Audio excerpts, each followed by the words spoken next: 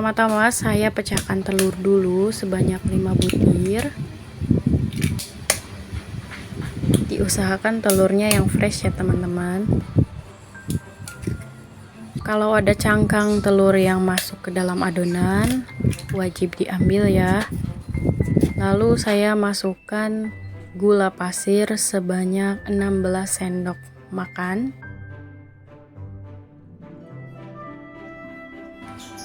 Kemudian SP atau cake emulsifier 2 sendok makan. Takarannya segini ya teman-teman.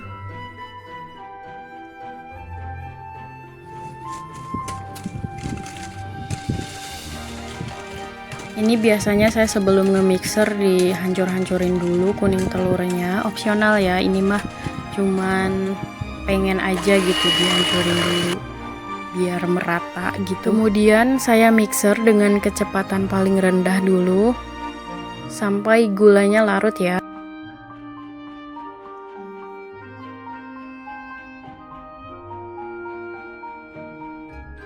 Jika adonannya sudah warna pucat seperti ini, maka kecepatan mixernya di paling cepat aja ya, dimaksimalin. Kemudian di mixer terus sampai putih, kental, dan berjejak.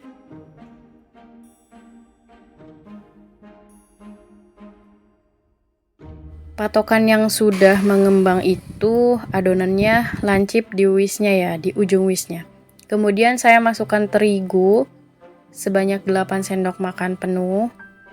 Saya selalu diayak ya, soalnya agar kuenya itu lembut dan tidak ada terigu yang bergerindil. Kemudian saya mixer dengan kecepatan rendah, asal rata saja ya teman-teman.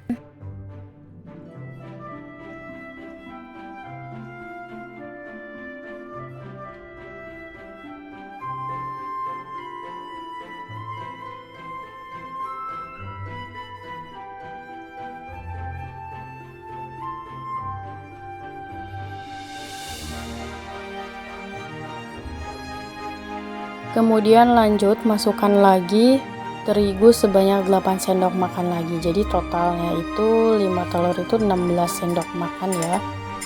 Lalu di sini saya pakai air sebanyak 5 sendok makan. Kemudian saya mixer lagi dengan kecepatan rendah.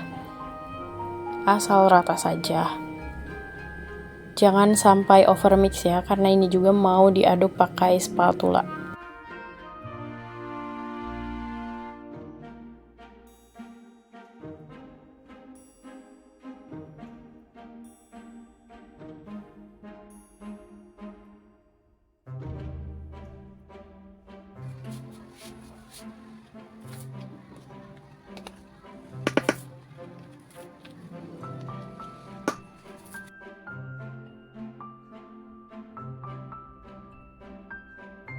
Aduk dengan spatula sampai adonannya merata, tidak ada terigu yang mengendap. Kemudian saya masukkan mentega cair sebanyak 6 sendok makan. Lalu aduk lagi adonan sampai mentega cairnya itu merata.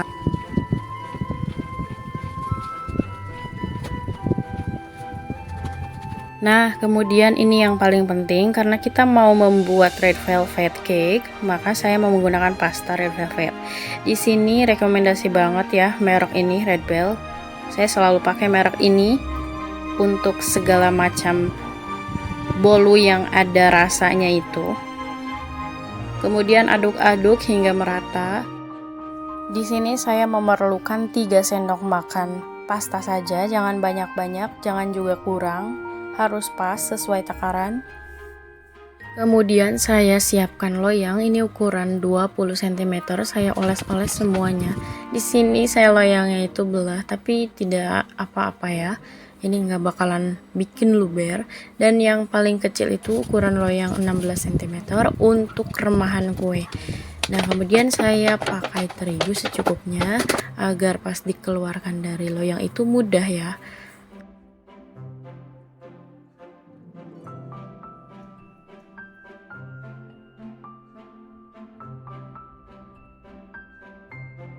Lalu masukkan adonan ke dalam loyang dikira-kira saja hingga merata. Ini sembari masukin adonan ke dalam loyang, saya juga sambil memanaskan oven. Saya di sini pakai oven tangkring.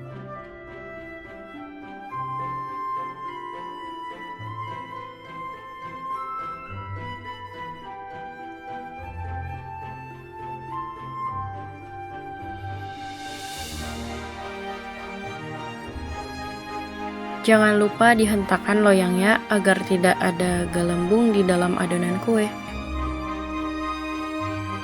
Api kompornya sedang aja ya, sedangkan untuk memanaskan oven itu saya pakai api yang paling besar. Lalu oven selama 20 menit. Nah, ini udah 20 menit, kemudian saya balik. Saya gedein dikit aja apinya ya, supaya cepat matang juga. Ini setelah 20 menit, jadi total oven itu 40 menit. Kita tes tusuk dulu. Kalau misalkan sudah tidak ada yang menempel di tusukan, maka tandanya itu bolunya sudah jadi.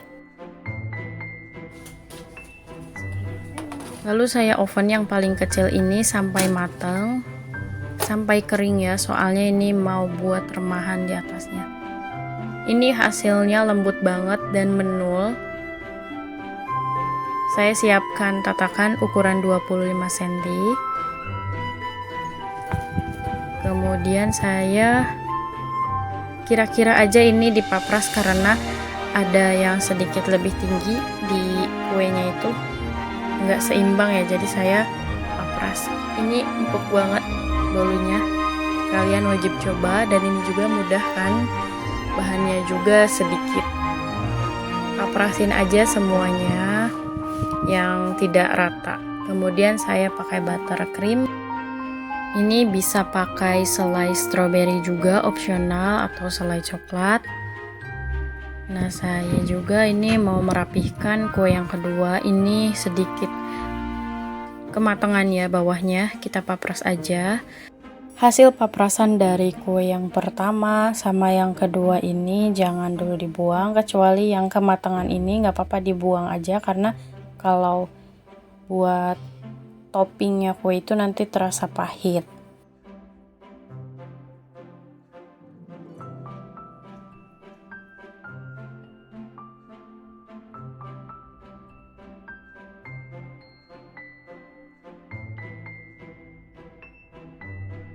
Kalau dirasa kuenya belum rata tingginya, belum rata sejajar gitu, maka paprasin dulu ya.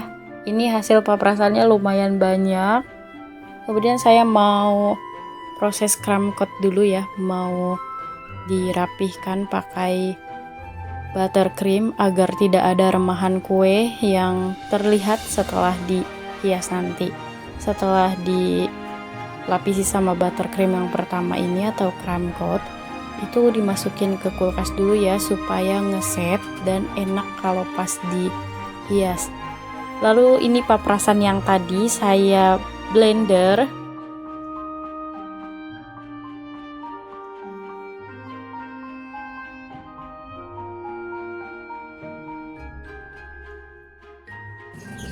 Kemudian secukupnya mentega cair. Di sini saya menggunakan 2 sendok makan mentega cair.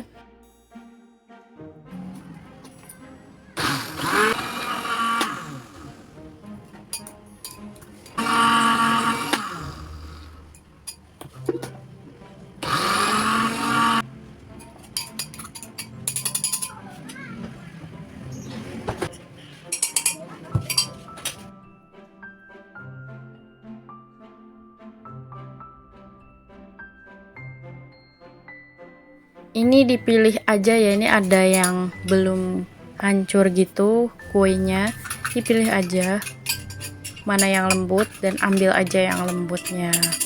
Ini juga udah banyak banget nih, pasti nyisa ya.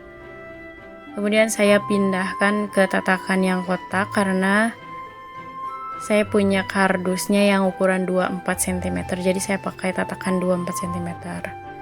Lalu saya aplikasikan dengan buttercream yang kedua. Ini buttercream yang utama ya.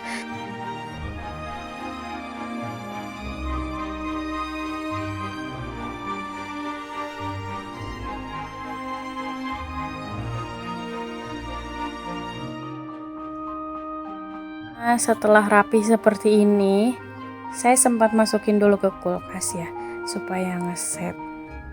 Ini saya aplikasikan tadi remahan yang kue sudah di blender itu di paling atas bagian kue.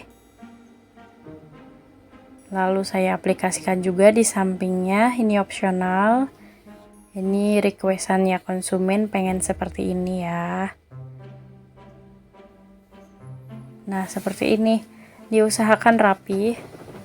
Dan diusahakan juga masukin dulu ke kulkas agar ngeset. Oh iya teman-teman, mohon maaf tidak ke videoin yang bagian atasnya itu yang pakai spuit kerang sama cherry dan topper.